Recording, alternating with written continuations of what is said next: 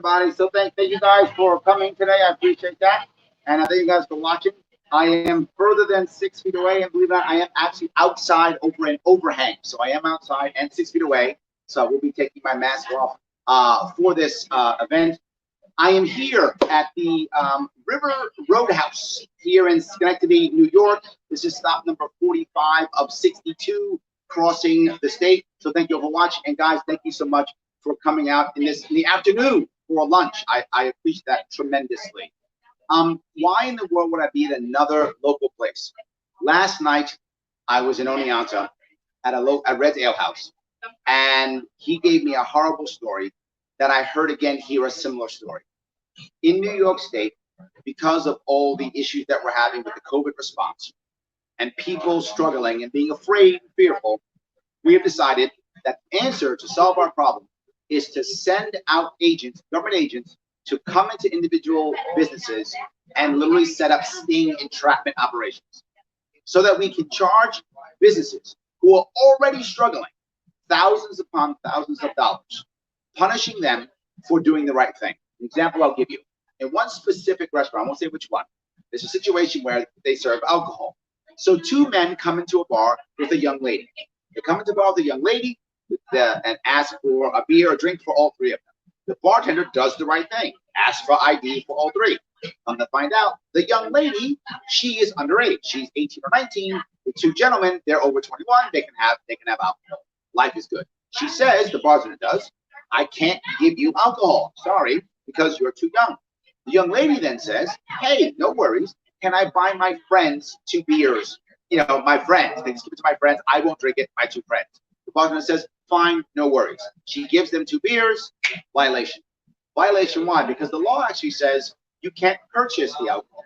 It's irrelevant if you drink it or not. The bartender does the right thing. Checks ID. Does not want to serve the woman who was underage, even though she's an adult anyway, but legally can't service her. And what was the response? A $6,000 fine. $6,000. That's the fine. And I will ask you, who's the victim? No one. The 3 people were all government agents. So there was no actual victim. She wasn't drinking anyway. She shouldn't have ordered it. She entrapped the bartender. No one seems to care. But not just that. Did she drink the alcohol? No. Was she going to drink the alcohol? Not there, at least, because the bartender wouldn't let her. There is literally no crime, no victim. Yet that establishment, which is already suffering with less than 50% of its people showing up, already suffering with the COVID response, already suffering, local business now has to pay $6,000, and they will have no recourse. They will have no recourse at all. We'll sue them.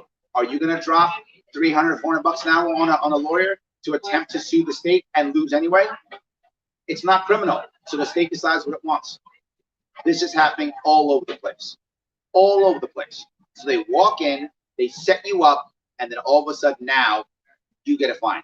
Another story I heard recently, I'm hearing this across the state as I travel in these local areas. Woman comes in to buy something. She comes to buy something at a bar. She goes to purchase something, staying 6 feet away, mask on. Person goes in the back to get something. The person walks up, takes a sip. There's an agent right there, takes a picture. Fine. You pull your mask down when you're inside, take a sip of the alcohol inside. It's not takeout. The person walked away. He took a sip of the drink. An agent's right there. Here's the worst part. Both government agents. Yet again, both government agents. Where's the crime? This is literally entrapment happening across my state. That one, then it was a $9,000 fine. So fine upon fine upon fine upon fine. And you might say, well, Larry, how are you going to stop these things? I have a crazy idea. A crazy idea.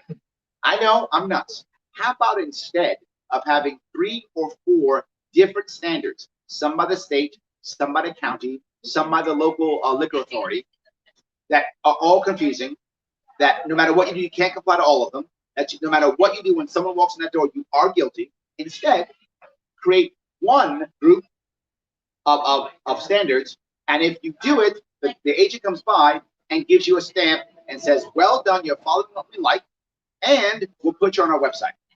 You might say, Larry, that sounds amazing. Why don't we do it? Because there's no money involved with that. That's the reason. Because the government can't take your money. But you might then again say, well, wait a minute, Larry, why in the world do they want to have local and state. Isn't state enough? No, because if it's a state rule regulation, the state collects the money. So the local county has to create its own rules and regulations so it can collect the money. It is all a money grab. A money grab for local businesses, a money grab for the state because of their horrible response to COVID. Because of that, now they all pay. We can fix this. I was talking about fixing this. And the answer is voting gold. The answer is voting for a party that will not be worried about money grabs, but that instead will be worried about solving problems, that will support entrepreneurs. And that's why I'm here, supporting entrepreneurs. Crossing the state, as I said, every single county, and always stopping by local, privately owned businesses, not the big corporations, not the big Walmarts, but the local people who are happy to stay in the local areas. Guys, I know I got pushed over the time, but I want to make sure we understand something. Crushing small businesses is not the way to fix New York State. We'll fix New York State by supporting small businesses. Yes. We'll fix New York State not by fining them, but by helping them if they do well. We can use the carrot and not the stick. And only the Libertarian Party is talking about this. No one else is.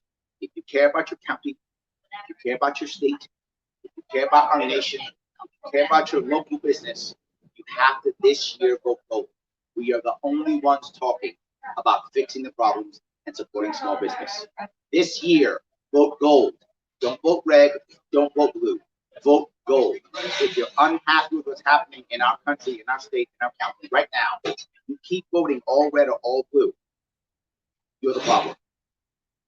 There's gold on your ticket this year. Go for it. Guys, thank you so much. Thank you for coming, everybody. Appreciate it. Thank you so much.